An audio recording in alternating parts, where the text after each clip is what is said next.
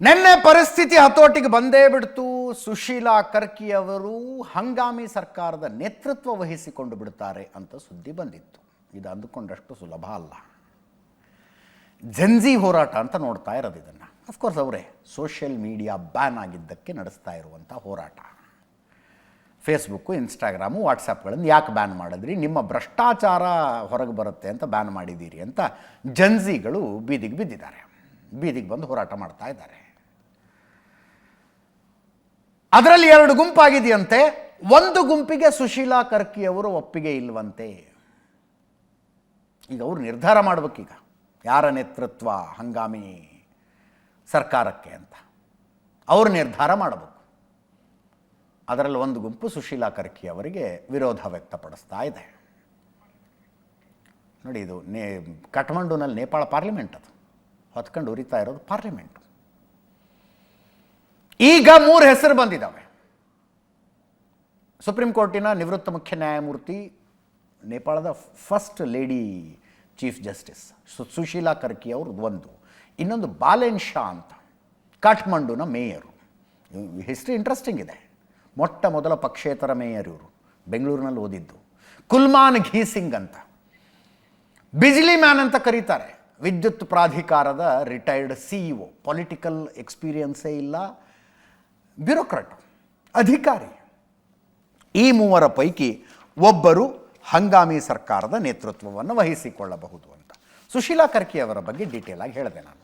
2017ರಲ್ಲಿ ನಿವೃತ್ತರಾದಂಥವರು, supreme ಕೋರ್ಟ್ನ ಮುಖ್ಯ ನ್ಯಾಯಮೂರ್ತಿಯಾಗಿ ನಿವೃತ್ತಿಯಾದಂಥವರು, ಬನಾರಸ್ ಹಿಂದೂ ಯೂನಿವರ್ಸಿಟಿಯಲ್ಲಿ ಡಿಗ್ರಿ ಮಾಡಿದ್ದಾರೆ. ಅನೇಕ ಜನ ಭ್ರಷ್ಟ ರಾಜಕಾರಣಿಗಳಿಗೆ ಜೈಲಿನ ದಾರಿ ತೋರಿಸಿದಂಥ ಪ್ರಾಮಾಣಿಕ ಜಡ್ಜು ಅಂತಾನೆ ಪಾಪ್ಯುಲರ್ ಆಗಿರುವಂಥವ್ರು. ಇನ್ನು ಬಾಲೇಂದ್ರ ಶಾ, ರ್ಯಾಪರು, ಸಂಗೀತಗಾರ, ಕವಿ, ಜೊತೆಗೆ ರಾಜಕಾರಣಿ. ಬರೀ 35 ವರ್ಷ ಅವರಿಗೆ. 3 ವರ್ಷಗಳ ಹಿಂದೆ 2022ರಲ್ಲಿ ರಾಜಕೀಯಕ್ಕೆ ಬಂದದ್ದು. ಕಾಠ್ಮಂಡುನ ಮೇಯರು, ಮೊಟ್ಟ ಮೊದಲ ಪಕ್ಷೇತರ ಮೇಯರು, ಪಕ್ಷೇತರರಾಗಿ ರಾಜಕೀಯಕ್ಕೆ ಬಂದಂಥದ್ದು. 15ನೇ ಮೇಯರು. ಟೈಮ್ಸ್ನವರು 100 ಉದಯೋನ್ಮುಖ ನಾಯಕರ ಪಟ್ಟಿ ಮಾಡಿದಾಗ ಅದರಲ್ಲಿ ಒಂದು ಸ್ಥಾನ ಇವರಿಗೆ ಸಿಕ್ಕಿತ್ತು. ಇನ್ನು ಕುಲ್ಮಾನ್ ಘೀಸಿಂಗ್, ನೇಪಾಳ ವಿದ್ಯುತ್ ಪ್ರಾಧಿಕಾರದ ಮಾಜಿ CEO, ವಿದ್ಯುತ್ ಸಮಸ್ಯೆಯನ್ನು ಬಗೆಹರಿಸಿದ ಹೆಮ್ಮೆ ಇದೆ, ಲೋಡ್ ಶೆಡ್ಡಿಂಗ್ ಕೊನೆಗೊಳಿಸಿದ ಅಧಿಕಾರಿ ಅಂತಾನೆ ಫೇಮಸ್. 3 ಪೈಕಿ ಒಬ್ಬರು ನಾಯಕರಾಗ್ತಾರಂತೆ. ಆಯ್ತಪ್ಪ, ಈಗ ಹೋರಾಟ ಮಾಡಿ ಬೆಂಕಿ ಹಚ್ಚಿ ಇಷ್ಟೆಲ್ಲ ಮಾಡಿದಂಥ ಜೆನ್ಜಿಯ ಬೇಡಿಕೆ ಏನು?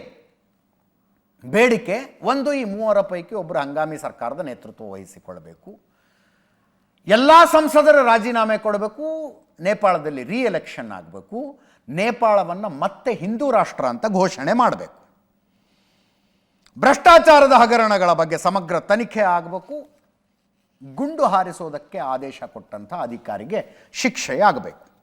ಇಷ್ಟು ಬೇಡಿಕೆಯನ್ನು ಜೆನ್ಜಿ ಇಡ್ತಾ ಇದೆ. ದಿವಾಕರ್ ದಂಗಲ್ ಅಂತ, ಇವ್ರದ್ದೊಂದು ಲೀಡರ್ ಥರ, ನಾವೇ ಅಧಿಕಾರ ವಹಿಸ್ಕೊಳ್ಳೋದಕ್ಕೆ ಸ್ವಲ್ಪ ಕಷ್ಟ ನಮಗೀಗ ಅಂತ ಮಾತಾಡಿದಾರಂತೆ. ನಾವೇ ಅಧಿಕಾರ ವಹಿಸ್ಕೊಳ್ಳೋದಕ್ಕೆ ಸ್ವಲ್ಪ ಕಷ್ಟ ಅಂತ. ನ್ಯಾಷನಲ್ ಚಾನಲ್ಗಳ ತುಂಬ ಜನ ರಿಪೋರ್ಟರ್ಗಳು ನೇಪಾಳದಿಂದ ರಿಪೋರ್ಟ್ ಮಾಡ್ತಾ ಇದ್ದಾರೆ. ಅಲ್ಲಿ ನೇಪಾಳ ನೀವು ಹೋಗಿದ್ರೆ ಗೊತ್ತಿರುತ್ತೆ, ಹಿಂದಿ ಕಾಮನ್ ಆಗಿ ಮಾತಾಡ್ತಾರೆ. ಎಲ್ಲ ಭಾರತದ ಸ್ಟಾರ್ಗಳದೇ ಬ್ಯಾನರು, ಬಂಟಿಂಗ್ಗಳೆಲ್ಲ ಅದೇ ಇರೋದು. ಭಾರತದಲ್ಲಿ ಹೋದಂಗೆ ಅನಿಸುತ್ತೆ. ನೇಪಾಳಕ್ಕೆ ಒಂದು ಲಿಪಿ ಇದೆ, ನೇಪಾಳಿ ಭಾಷೆ ಇದೆ, but Hindi is generally understood. ನಾ ಇದೇನೋ 1-2 ಹುಡುಗರು ಯಾರೋ ಮಾತಾಡಿರ್ಬೇಕು ಅಂದ್ಕೊಂಡೆ. ತುಂಬ ಜನ ವಿಡಿಯೋ ಮಾಡಿ ಹಾಕ್ತಾ ಇದ್ದಾರೆ. ಭಾರತಕ್ಕೆ ಎಚ್ಚರಿಕೆ ಕೊಡ್ತಾ ಇದ್ದಾರೆ ಅವರು, ದಯವಿಟ್ಟು ಇಂಟರ್ಫಿಯರ್ ಆಗಿ ನಮ್ಮ ಅಫೇರ್ನಲ್ಲಿ, ಇಲ್ಲದೆ ಹೋದರೆ ಚೀನಾದವರು ಬಂದು ನಮ್ಮನ್ನು ಆಕ್ರಮಣ ಮಾಡಿಕೊಂಡು ಬಿಡ್ತಾರೆ ಅಂತ. ಪಾಕಿಸ್ತಾನದ ಭಯೋತ್ಪಾದಕರು ಕಾಶ್ಮೀರದ ಗಡಿಯ ಮೂಲಕ ಭಾರತದೊಳಗೆ ನುಸುಳ್ತಾ ಇಲ್ಲ. ಅವರು ಮೊದಲು ನೇಪಾಳಕ್ಕೆ ಬರ್ತಾರೆ, ನೇಪಾಳದಿಂದ ಈಸಿಯಾಗಿ ಭಾರತದೊಳಗೆ ಹೋಗ್ತಾ ಇದ್ದಾರೆ. ಹೀಗೆ ಆದರೆ ಭಯೋತ್ಪಾದಕರೆಲ್ಲ ಭಾರತದೊಳಗೆ ಬರೋದೇ ನೇಪಾಳದ ಮೂಲಕ. ದಯವಿಟ್ಟು ಭಾರತದ ಸರ್ಕಾರ ಇದರಲ್ಲಿ ಮಧ್ಯಪ್ರವೇಶ ಮಾಡಬೇಕು ಅಂತ ಅವರ ಬೇಡಿಕೆ. ಈ ಮಧ್ಯದಲ್ಲಿ ನೇಪಾಳದಲ್ಲಾದಂತೆ ನಮ್ಮಲ್ಲೂ ಆಗಬಹುದಾ, ಆದರೆ ಯಾವಾಗುತ್ತೆ, ಹೆಂಗಾಗುತ್ತೆ ಅಂತ ನಮ್ಮ ಸೋಷಿಯಲ್ ಮೀಡಿಯಾದಲ್ಲಿನ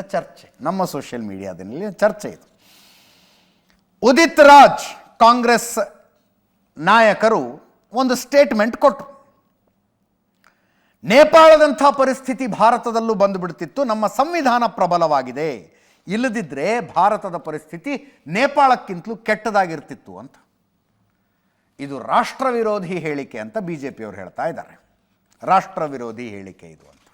ಬೆಲೆ ಏರಿಕೆ ನೇಪಾಳಕ್ಕಿಂತಲೂ ಜಾಸ್ತಿ ಇದೆಯಂತೆ, ನಿರುದ್ಯೋಗ ನೇಪಾಳಕ್ಕಿಂತಲೂ ಜಾಸ್ತಿ ಇದೆಯಂತ. ಒಟ್ಟು ಹಂಗಾರು ಮೋದಿ ಕೆಳಗಿಳಿಬೋದಾ ಅಂತ ಉದಿತ್ ರಾಜ್ ಅವರ ಆಸೆ.